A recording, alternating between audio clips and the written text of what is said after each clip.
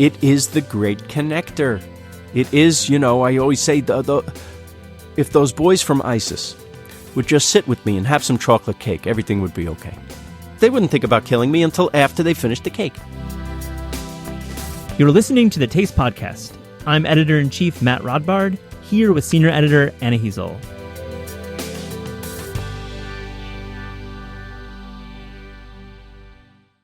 On today's show, we have Phil Rosenthal, host of the Netflix series Somebody Feed Phil. We also have Game of Thrones creator George R.R. Martin talking about his favorite New York City pizza spots. What did you and Phil talk about, Matt? Well, Phil and I really chopped it up about Los Angeles restaurants. Phil is what you'd call a dynamic diner in Los Angeles. He really knows what's going on. And we talked at length about Bavel, which is his front runner for Restaurant of the Year. We also went back in the time machine and talked about New York in the 1980s, specifically the restaurants like Côte Basque and the Quilted Giraffe, places where Phil went as a young and poor writer, where he would save up and go to these 4-star restaurants once a year. So the guy has always been passionate about food. It's kind of inevitable that he would have a food show someday. Oh, for sure. When he ran the show Everybody Loves Raymond, he had many recall as the best craft service in Los Angeles. What were they eating on the set of that show? They were like airmailing in deli from New York. They were airmailing in tacos from Mexico City. It was really impressive. And then we get to the show, which is one of my favorites in all of television. It's a really cool show. It democratizes food in a cool way. It really is the least arrogant travel food show you're going to find in a genre that is pretty arrogant. Here's Matt talking with Phil Rosenthal.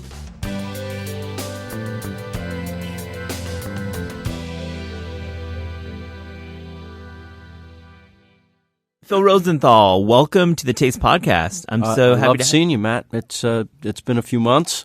We need you back in LA. I got things to show you. I know. You're on top of the scene. You're an investor in Mozza and Pizzeria Mozza, and you just are always out. We went to Tacos Trejo.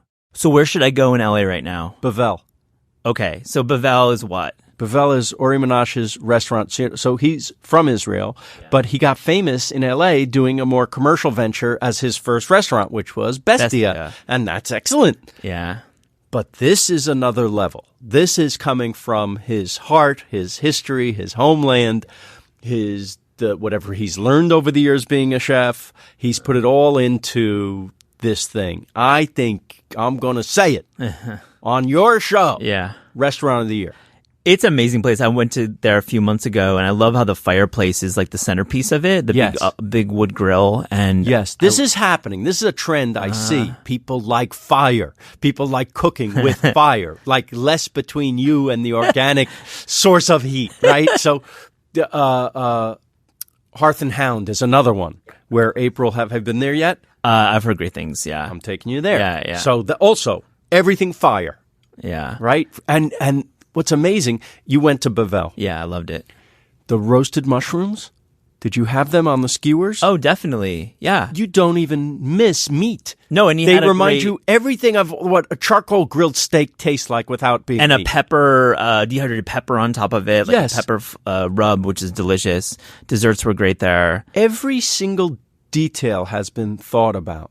Like, you order the hummus, and it's some of the best hummus you ever had, right? And then there's a hummus with duck nuja, which is spicy sausage made with duck Calabrian, in the middle. Yes, right? Yeah, sausage. Yeah. And then the pita for that is the lightest, fluffiest, cloud-like bread of any kind you've ever had. But if you order the baba ganoush, you get a different pita, a fried pita, but lightly fried. I don't know how he does it. It's almost like toasted or something with like orange zest in it. It's insane to me. I love that you are attracted to the pitas there, because we were talking about Mike Solomonov's pitas as Zahav in Philly. He's a genius too. Yeah, and you filmed with him on your show. Israeli food seems to be the food of the moment, doesn't it? Everywhere I've been on my travels, I'm seeing there's falafel everywhere. There's Israeli, Middle Eastern food. Israeli food, by the way, it means everything from the Middle East, everything from Jewish heritage, everything. It's all well, I guess what we consider American food is a mishmash of everything that of Americans. It's a beautiful culture. Yeah. I want to get into your show. I love it, but I first want to find out about on your show, your New York episode, which I love. I love that the rapid pace of it. It's like a really original production. But I think you mentioned how you spent many of your birthdays living in New York, going to 4-star meals as a young poor writer, but you saved up money. Yes. And I wanted to hear about a few of those. Okay. What were some of the places that you went to in New York? just to in case you're wondering how I could afford to go, I literally saved my pennies. I ate tuna fish for dinner most every night, or a slice of pizza, or a hot dog. Anything that I could had a coupon for. But once a year on my birthday, I saved up and went to a 4-star restaurant because I was reading about it in the New York Times. Who was the critic at the time? Was it Roy Scholl? Oh, no, it was before that, probably. Before her. Craig Claiborne? Probably before. Well, Mimi Sheridan, probably. I want to say Mimi Sheridan. Yeah. Okay, so this would have been the 80s. Yeah, Mimi. Okay? So what were some of the places that you remember? I believe the first one was Lutèce. Oh, wow. Le Coq Basque. Le Grand Oui. Yeah. Okay? The Quilted Giraffe. Oh, my God. Did you ever hear of that one? Of course. That was the first place I'd been where if three of us were sitting at a table. By the way, I had another idiot friend, my roommate Rob, who also saved up, and it was his birthday the same week. So we would go, and we couldn't afford dates, so we would split one. We brought a girl. That's what we could afford. One girl. Just to class it up. You had to have it, Just make it special. So 3 of us, every one of us at the Quilted Giraffe had our own waiter, and every course that came had a silver dome over it. And they would choreograph it, so they put the dome down, and 1, 2, 3 reveal all at the same time. Yeah. So it was like, being in Disneyland. Theater. It's theater. It's a show. It's magical. It's fun. And then, by the way, it's delicious. I loved it. I love that old school. I love that you mentioned the war horses of the French restaurants from the 80s of New York. Yes. We forget about that. One of them's still there, Le Bernardin. Le Bernardin. I remember the day it opened, and I remember the day it got a 4-star review. I called my new girlfriend. Her name was Monica. And I said, "Did you see the paper?" And she's like, "What?" I bothered her at work. I said, Le Bernardin got a 4-star review. She's like, what are you doing? You're like a freak calling me. Tell me. I took her. Oh, what a guy. I want to know, food is clearly part of celebrating life. And when you sold Everybody Loves Raymond, how did you celebrate with food? Was there a moment when you realized this show's going to happen? I got to be honest, we celebrated every single day with food. We had the best craft service in town. To me, at what I learned about working on shows, some of whom were stingy with the food, right? Like I remember I was working for somebody else on a hit show. This show was popular. We got a memo. Coach? No, I won't tell you. Okay. One of those two, maybe. A memo was sent around, and I swear to God, this is the memo, and this was now, I'm going to say over 20 years ago, but I'll never forget the exact words of the memo. We noticed some of you are putting milk on your cereal when you come into the kitchen in the morning. Milk is for coffee. Cereal is for snacks. We do not provide breakfast for you. It's a dry cereal zone. Exactly. And I remember reading that and going, wow, they sent a memo about this. I said, if I'm ever lucky, I said it right there, if I'm ever lucky enough to have my own show, we're going to have milk on our cereal. And you upgraded it further and further, and you had great service. I'm telling you, we flew in deli from New York. Yeah. We had food trucks before they were popular. We had once a year crab claws come in from Joe's Stone Crabs. It was special because what that does is it makes a family. Yeah. Now I've read Ray Romano, your star of the show. He was a picky eater. Yes. He was also kind of pedestrian with his taste, but you kind of changed that, right, over the time. You evolved his palate. Well, he's a creature of habit, and he's in his comfort zone, and I understand that. But when he tries something like, let's say, sushi, and likes it, then that becomes the thing he doesn't deviate from, right? Like if we were going to go for sushi, it was going to be the same place every Friday, and he was going to get the same order. Those people are so boring. But okay, yes. I loved him in The Big Sick. I mean, his career has really kind of gone in a cool spot. He couldn't be better. And, the whole genesis of my show now came from seeing him get turned on when we went to Italy for Raymond. Yeah, right. I saw that what happened to the character that I wrote, a guy who doesn't want to go, which is literally where I got the idea from the actor, Raymond. He was afraid to get on a plane even. Was actually said the words, "I'm not really interested in other cultures." Oh, boy. Said this to me. Oh, boy. I said, that's where I got the idea. Yeah. We got to do that episode. And then I saw him change. He's got it. Hey, Phil, have you tried this gelato? Yes, I have, Ray. Isn't it good? Yes, yes. That's why we're here. That's one of the reasons. And but seeing him get woke, I said, I want to do this for other people. Yeah. So that's why I'm here. I want to know, just dining out in LA with actors and comedians and writers, who is your crew? Who's your posse? Who are you eating out with? Anyone who wants to eat. I don't have really a posse. Do you have like any like writers or anybody of note? Well, I have my old buddies from Raymond. You know, once you do a sitcom or any show for a length of time, our show was 9 years. These are now your best friends. These are now your war buddies. Yeah. So you have a shorthand with your friends that you don't have with anyone else. I love going out with new people. I love like if, you know, I get to meet wonderful people that I've idolized for years, and sometimes they'll go have lunch with me. Mm-hmm. I mean, that's the best thing when you have that random like meetup with a friend who you know from other worlds, like a writer, and you really connect over the meal. Like you guys, we met that way. I thought it was a really cool way. It's really fun, isn't it? But listen, we all have to eat anyway. I always say food is the great connector, and for me, laughs are then the cement. I love that.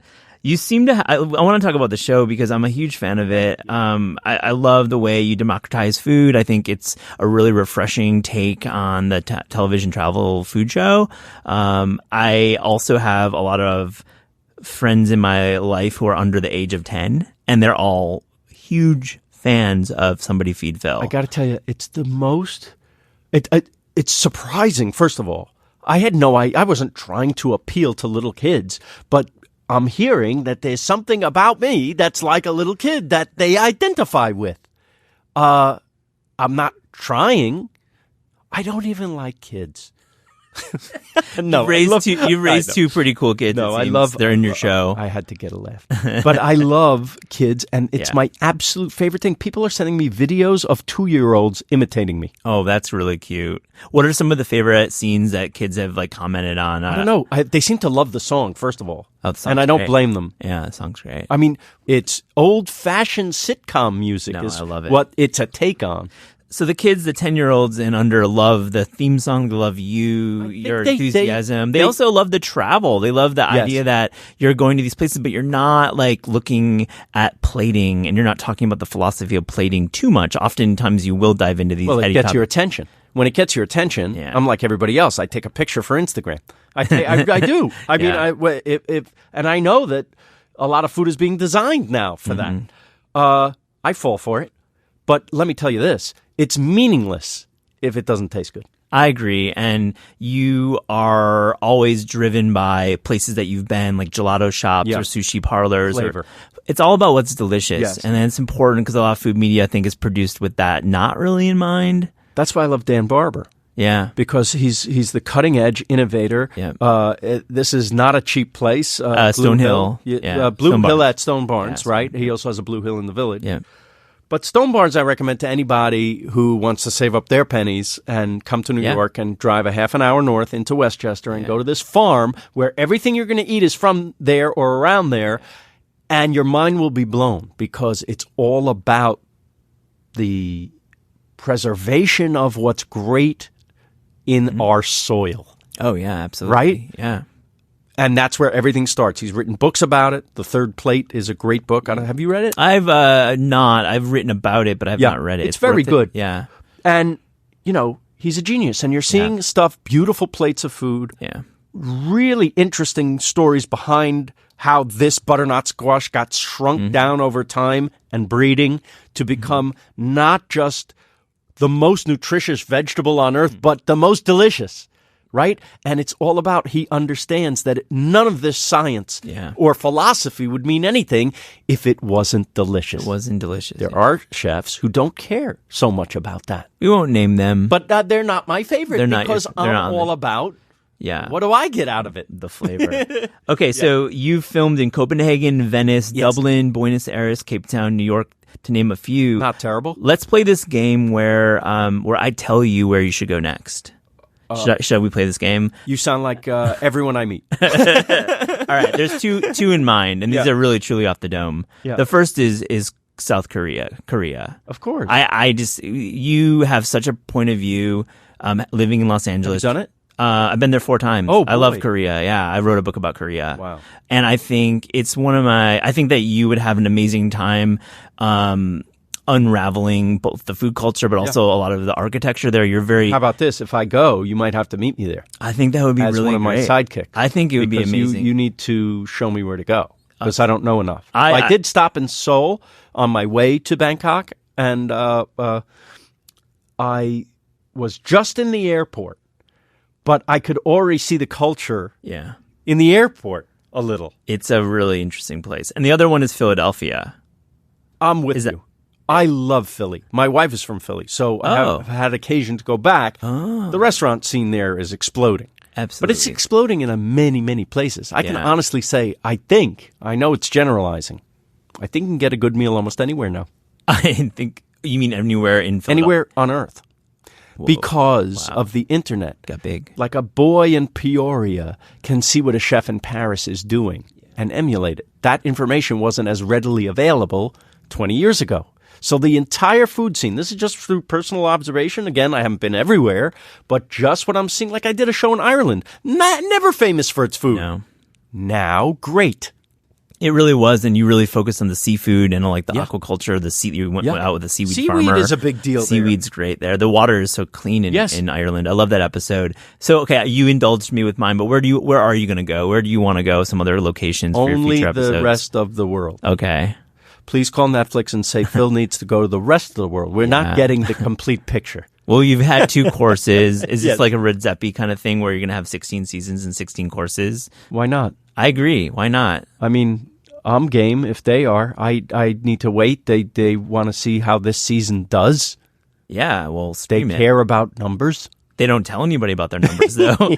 Probably not even you. They've been very supportive, though, and very nice. And the show. beautiful thing about Netflix is you do your episodes, they push a button simultaneously on everywhere on Earth. My wife and I just got back from a vacation in Europe. People stopping us everywhere. Amazing. It's a crazy feeling. Where do you vacation? That's an interesting topic when you are traveling for your job. Though it is a job and you're on production, waking up at 6 a.m., jet lag. But where do you vacation? Everywhere. I love to travel. If they canceled the show today, I would have to console myself with just traveling. Yeah. I would do exactly what I would do if I had the show. Where were you in your last trip? On my last trip, I wanted to take Monica to Lisbon because Yeah. she wasn't there when we filmed. Here's the other great thing why you should travel. First of all, you go, you see the incredible place, you make friends. Now you have another job to do. Go back and visit those friends. It's a really good You have a point. lot of work to do, people. You have to go the first time, make the friends, Yeah. go see other places, but also go back and see those friends. There's nothing more fun. I agree. It's a great strategy when you're traveling, especially in like Europe, where you can get around on trains where you pick one city you know and then one city you don't know. That's and it kind right. of goes out and like, And that's a vacation. I love it. Yeah. I wanted to ask you, we ask all of our guests on the Taste podcast, tell me, what is your dream cookbook that you would want to write? Oh, my cookbook would be awful because Awful? I'm not a cook. I'm a fan. Yeah. And people say, well, you have this travel and food show. How could you? Isn't it hypocritical for you to? No, I'm a fan. Listen, I meet a lot of great chefs in the world. They can't write a sitcom. It's true. We all contribute in our way, right? So I'm just a fan. My cookbook would be the recipes that I love the best from Yeah. the chefs I idolize. And who are some of those? Give me, so it's an anthology. Dan Barber, Dan, right? we talked Michael about. Solomonov, Yeah. Ari Minaj, everyone we just mentioned, and a million more. Nancy Silverton. Of course, Yeah. you're my favorite. Yeah. Come on. These are great. I mean, these are my heroes. Yeah. These are artists. And the reason I invest in restaurants is not to make money. That's a stupid thing to do. But it is a stupid thing. I'm supporting the arts. My wife and I believe in arts education. Yeah. Right? A lot of people think the arts are disposable, and I always say, no, they're the answer. I agree. And I think food as art, food as healing, has a lot of healing properties. Of course. Like when you learn to cook as a child, it helps you. It is the great connector. It is, I always say, if those boys from ISIS would just sit with me and have some chocolate cake, everything would be okay. Jew boy from New York They hanging wouldn't- out with ISIS. Yes, they wouldn't think about killing me until after they finished the cake. This is a new cake diplomacy with Yeah. ISIS. Well, icing. I'm going to change it. Phil Rosenthal, thank you for joining the Taste Podcast. I love you.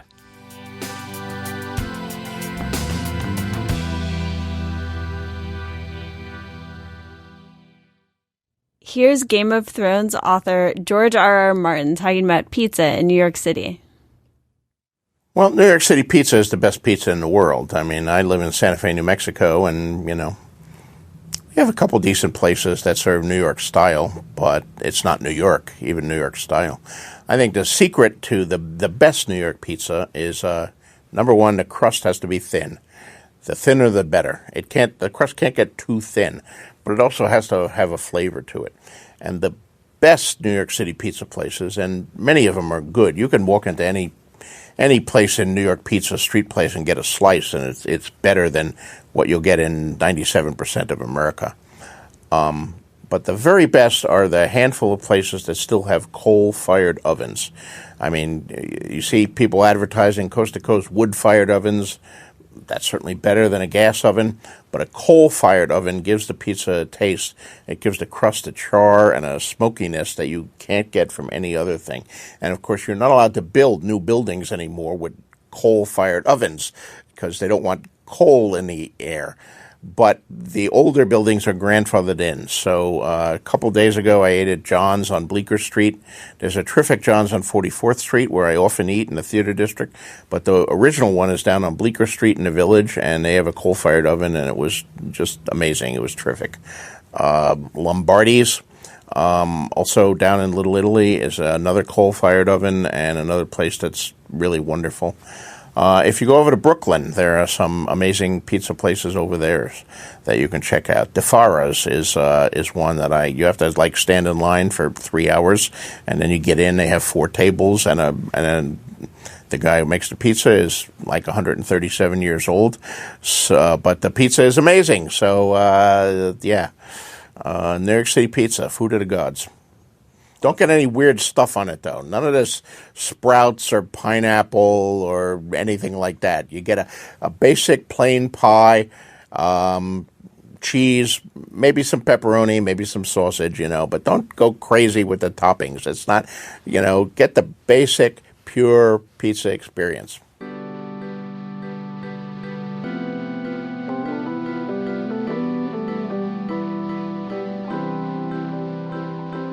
The Taste Podcast is hosted by Matt Rodbard and me, Anna Heasel.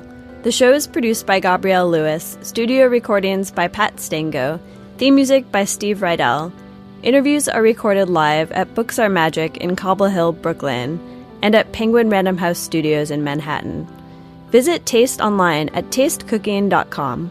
Thanks for listening.